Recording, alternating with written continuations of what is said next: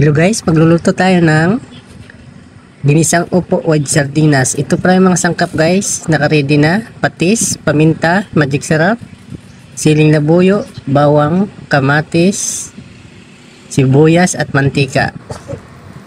Ayan guys, painit muna tayo ng kawali.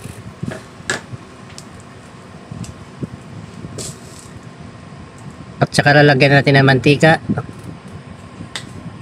Hintayin natin uminit yung mantika guys.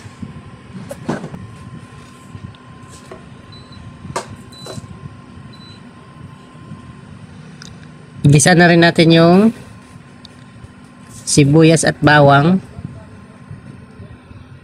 Ilagay na natin. Isabay na natin sila.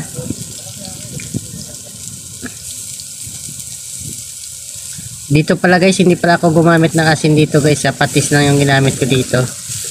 Kasi pag gumamit ka pa ng asin at may patis, medyo mapait na yung lasa niya. Mas okay na lang yung patis na lang ang gagamitin. Sangkot siya natin guys na mag golden brown ng ang sibuyas at saka bawang. Lagay na rin natin yung kamatis.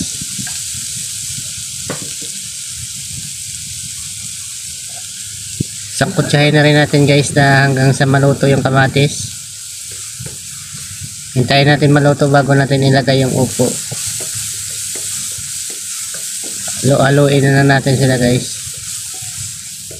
Mas masarap kasi pag lumabas yung katas ng kamatis pag na medyo naluto na siya.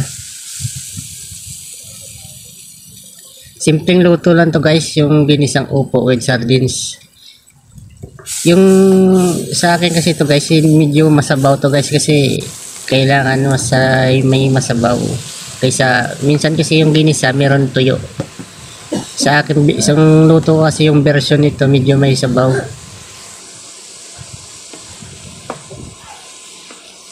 Halo-haloin na natin guys na may manuot yung lasa ng sibuyas at kamatis sa upo. Ayan na guys, lagyan na natin ng paminta.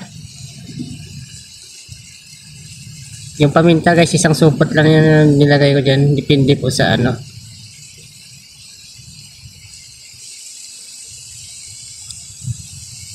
at saka 2 kutsarang patis. Pagka titikman nyo guys kung kulang ba o pwede nyo na rin dagdagan ng patis pa mamaya ulit. Halo-haloin na natin guys.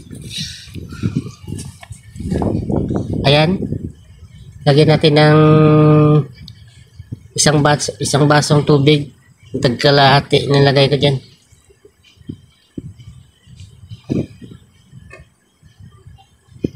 Hintayin natin guys na lumambot. Mga 15 minutes guys. Pag lumambot na siya guys, pwede na rin natin ilagay, isunod na rin natin yung sardinas. Yung ginamit ko palang sardinas dyan guys, yung maanghang, yung mas masarap kasi pag maanghang na sardinas, yung mega na pula na maanghang.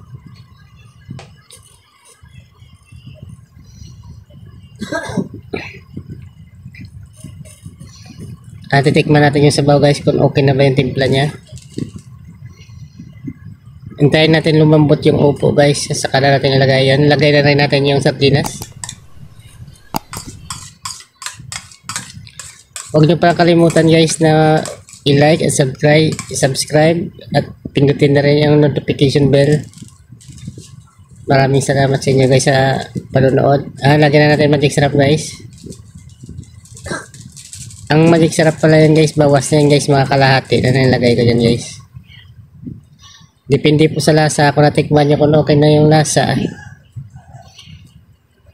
Ayan guys, dinagdagan ko ulit na 1 kutsarang patis.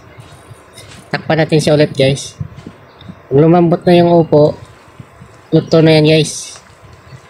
Ayan na guys, titikman natin kung okay na ba yung timpla nya. Medyo malambot na yung upo guys. Takpan natin siya ulit at saka mamaya lagyan na rin natin ng siling na buyo.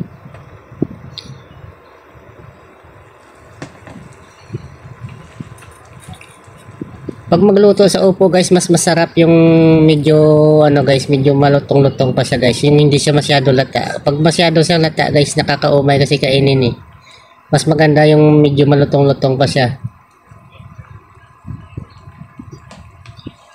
Ang sili guys, optional lang yan guys paglagay. Meron kasi na hindi naglalagay ng sili eh, na ayaw ng mga bata. Yung mga maanghang. Eh, gusto ko kasi guys, yung medyo may sipa. May sipa yung anghang.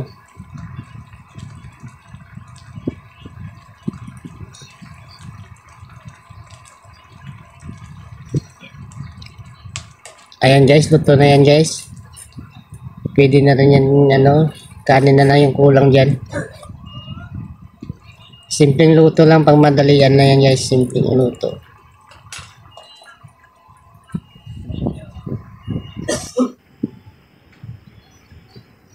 Ayan guys, luto na. Ayan na yan guys, yung finished product natin guys. Yung finished product ng ginisang upo with sardinas. Ayan guys, maraming salamat sa inyo.